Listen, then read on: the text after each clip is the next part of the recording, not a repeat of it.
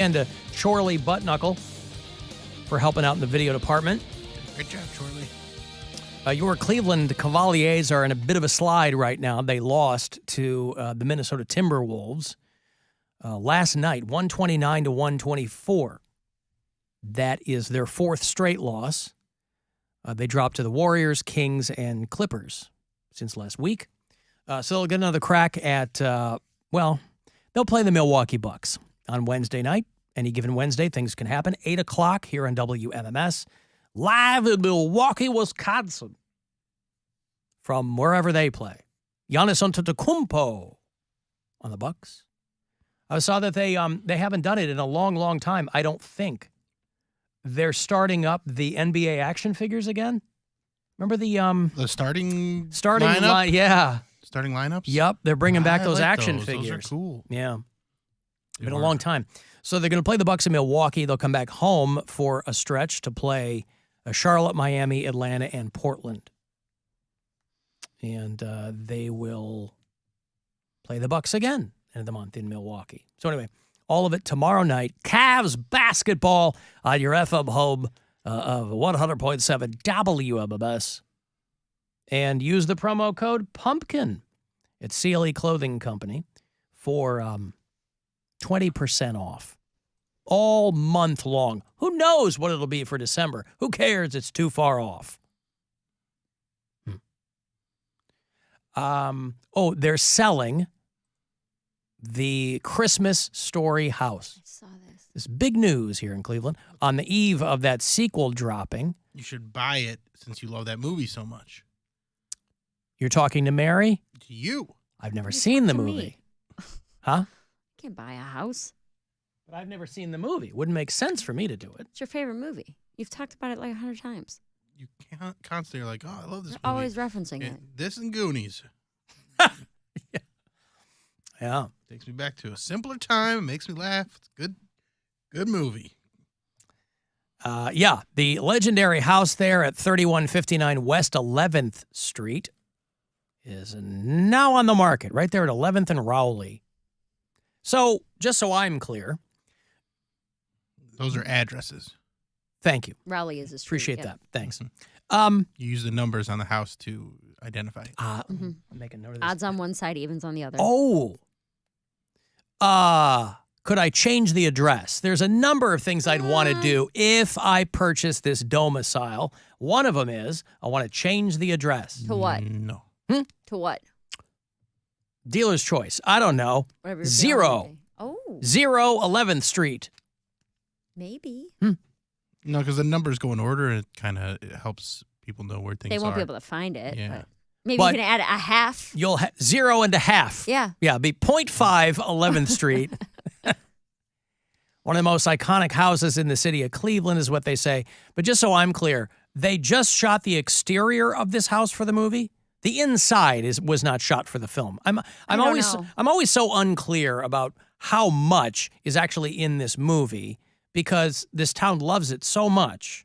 Well, but it was shot around here, I thought. I thought it was wasn't shot in Bulgaria. I know the sequel was. Oh, Bulgaria. But they didn't shoot the movie Buffalo here. or something? They shot it somewhere else. So my question is, They shot parts of it here. I think but the exterior of the house made the film? I know that.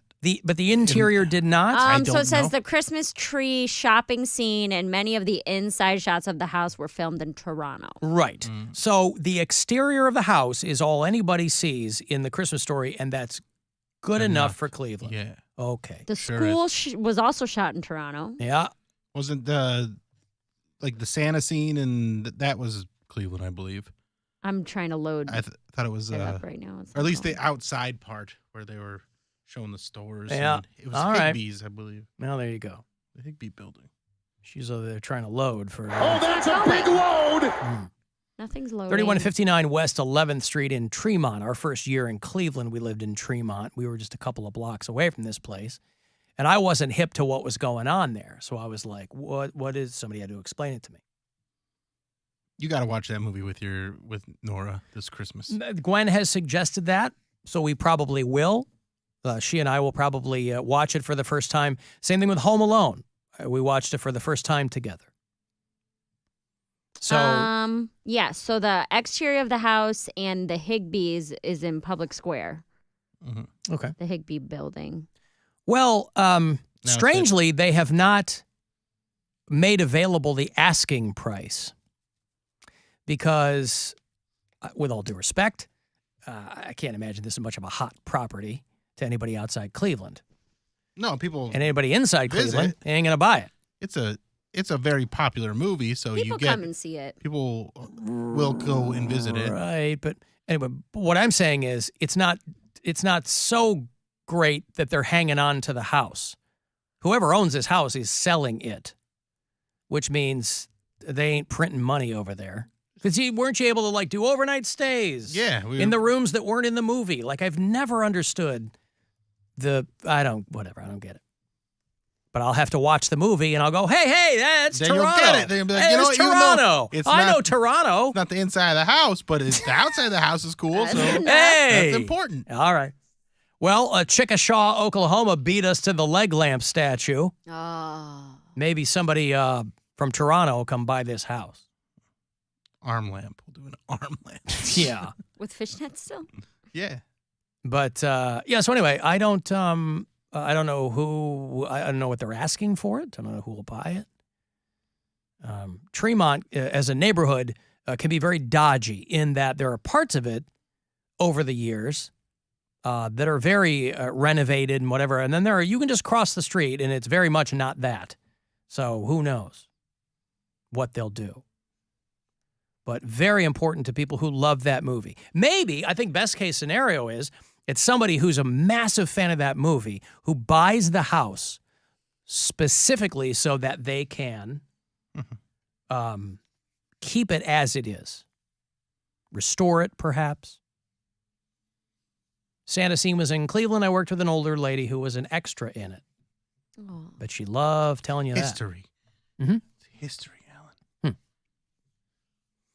Inside of the house was remodeled to match the house in the movie by the guy who bought it.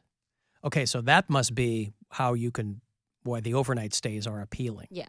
Redid that. Okay, so the inside matches the house. Okay. But it wasn't shot there, no. No, but originally. But this is what I'm talking about. Somebody who kind of restores it to something that would be immediately recognizable to people who really like the movie. Santa Scene was shot here. A kid in the neighborhood was in line to see him. Now it is the casino. Is that what Higbee building was, where the casino is? Yeah. So Mary can't even go in there anymore. Can't. Not even for historical research purposes. I just For want 2 to see years? where it was. No, May is when it's up. Oh, just May? 1 year. What's May? When my gambling ban is up. When we go gamble together. You don't even like gambling. Yeah, but He's going to like it when you can go again. I don't think so. Do you Go think party. that you'll re-up? I don't know what I'm going to do. I don't know yet. I I've think saved a lot of money, so not going has been... I bet you have an inkling of what you'll do. Well, not going has been very beneficial. The gambling addict part of my brain is like, I'm going to go the day that ban is up. And I'm going to take my name off the list. But mentally and financially, it's probably been good. It's been great. Yeah. It's been absolutely incredible. This will start, no doubt, this will be a conversation that will get heated between you and Brian. No. Really? Mm-mm. Like It's I said, this kind of stuff doesn't only get us going. It's the fictional Yeah. things. He's very understanding and very whatever you need to do, and it's your life, and I'm here to support you. And if she were to say, I'm going to go back to the casino, and if I win, I'm going to spend the money on this, that's when we'll fight. they start arguing. When I hit a jackpot for $200 million, I'm going to California, and that's when we'll fight. Yeah, I don't understand by themselves, it's funny to hear you talk about hypothetical fights. Sure. But there seems to be a number of practical, real-life situations that would start an argument. I'm telling you, Hey, man, honey, on the day that my gambling ban with the state ends, I'm going to blow a huge wad of cash at the casino. Sounds like it might require a I already know conversation. what he would say. He would say, I don't think that's a good idea, but it's your money, and you can do whatever you want with it. Why doesn't he apply that logic to the hypothetical arguments? Because those are never they don't need logic. They're not logical conversations. Then why to start does it with. even go into an argument? I think it's a sex thing. Why isn't it? It's not a sex thing. It's a sex I thing. think it gets them worked up, and then they use it to fuel their lust. No, the lust is there. God, we haven't. I feel my lust is waning. What can we do? I'll start a fight. Huh. Well, because, you say we don't, it just seems backwards to me. It is backwards. Yeah. It's very strange. Yeah. You would think that. But he sounds like a really practical, pragmatic guy. The most practical and pragmatic person you'll ever meet. But he still argues with you over things that you say will never happen, not with the things that might happen and affect your lives. Right. Huh. So like when we had our what would we do if we won the Powerball money discussion, that we disagreed on, and it did get a little heated. If I were to say I want to start gambling again, it would be a very pragmatic, caring, thoughtful, calm conversation. That would, I can almost promise you, would end in him telling me to do what I want because it's my life, but he would say he thinks it's stupid. Okay. Well, clearly that's what works for you guys. Whatever that dynamic is. Sure. Yeah. But, okay. And you have no idea what you'll do. When is it up? When is your state-imposed, self-imposed gambling ban with the state? It's up May 6th. Mm-hmm. In 2023? Yes. What day of the week is that? I don't know. You know what day of the week I haven't. that is. No, I haven't looked. May 6th is a Saturday. You're not going to haul ass to the casino on a Saturday with $1,000 in your pocket and blow it all? I don't have anything booked that weekend yet. No, I don't think so. Here's the problem with it, is that I understand that I am not someone who deals in moderation. And I have learned that about myself through various experiments, decade-long blackouts, things like that, where I don't do well with moderation. So I know that this is the best thing for me, is to not go at all. Because if I tell myself I'm just going to go and spend a little bit, or I can just go on weekends, or I won't go by myself, I know that none of that will take. None of that will actually stay. Huh. It might start that way, and it might be that way for a little while, but I have no self-control when it comes to now with that attitude, you don't. No, I've tried. Believe me, I've tried 100 times.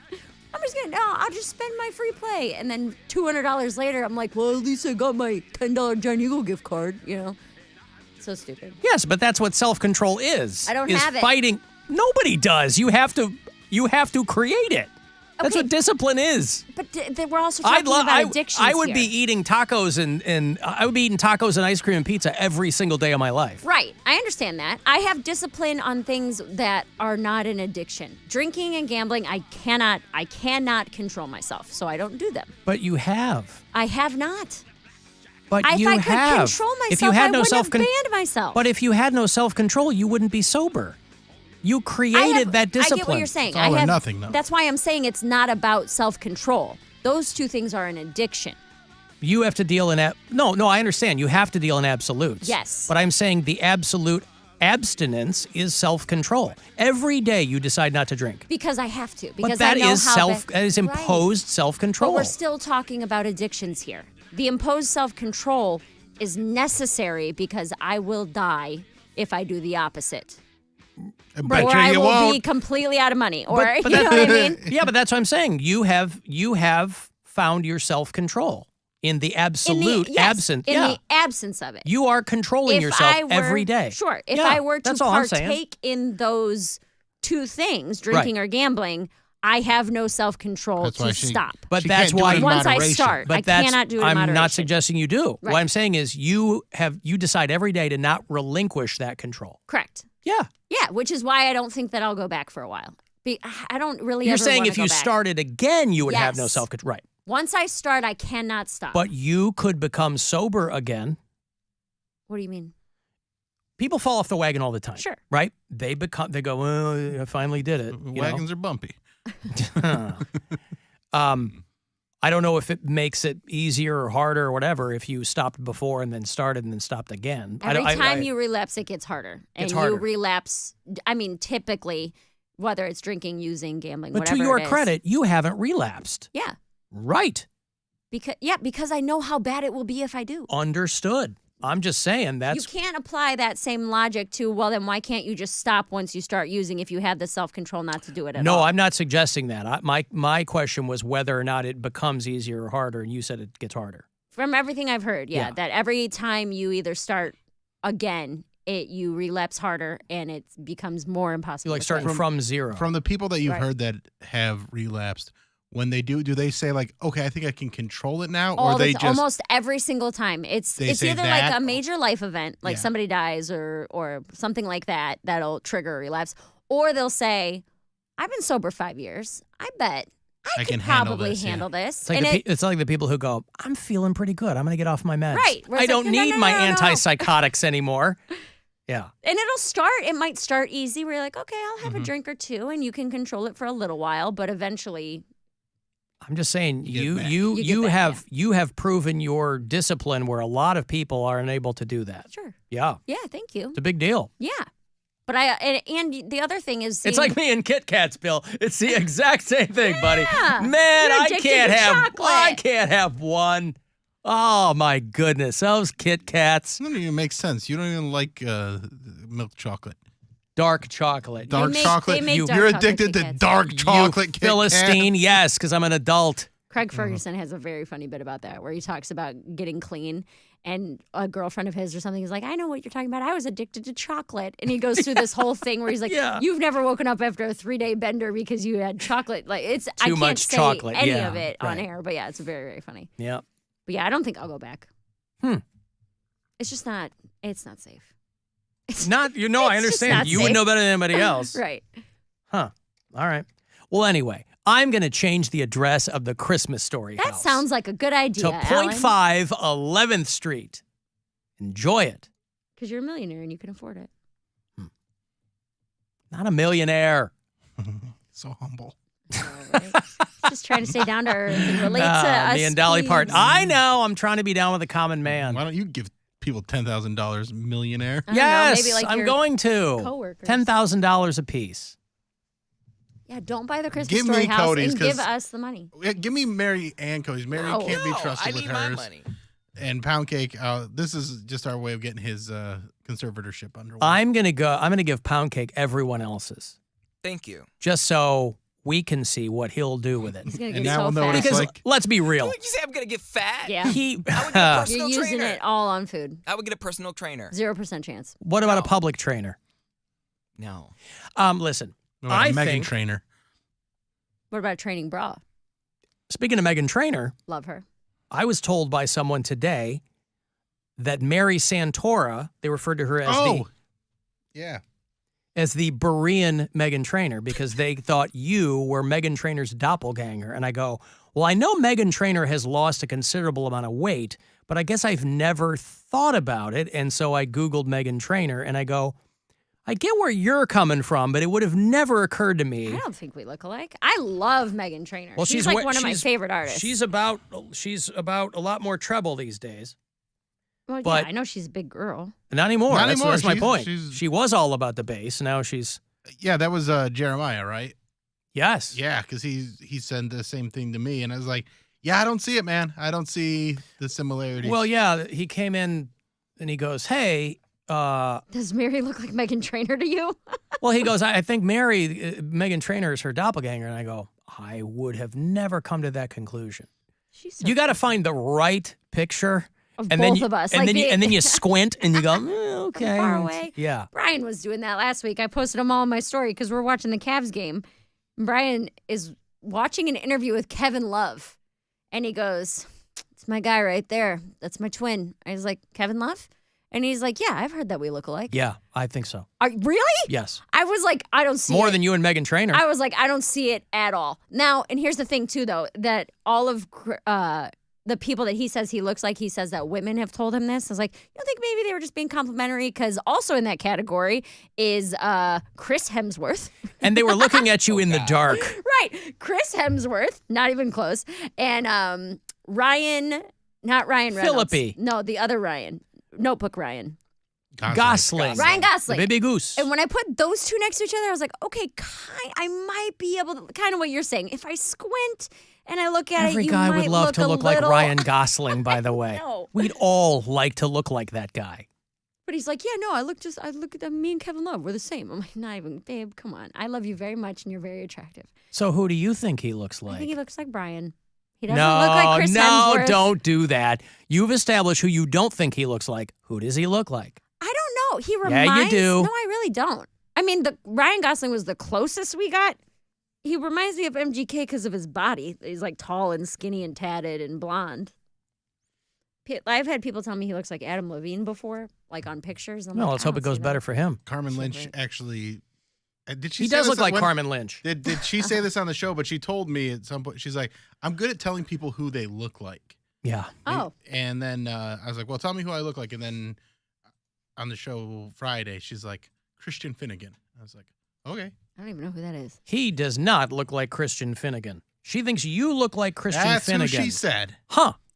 I didn't. I was just like, all right, that's the one What? she gave He's me. a comedian. If Bill was Yeah. clean shaven, maybe young, tiny Bill Squire, like young. I don't see that at all. All right, well, that's just the one that she threw out there. Huh. I think she was being lazy. It's just the first person who popped up on her Yeah. Instagram. Yeah. Okay, I've got to take a break. If you want to get the last word in, send me a text 35192. Next chance to grab $1,000.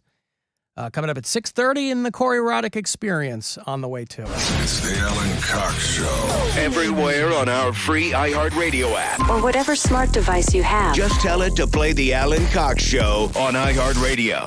iHeartRadio Alter Ego 2023. Presented by Capital One. LA Alter Ego. Featuring Red Hot Chili Peppers. Standing in line to see the show tonight. Fall Out Boy. Jack White. What's the trick? Muse will be on the stage. Phoenix. Churches. Beach Weather. And Rosalind.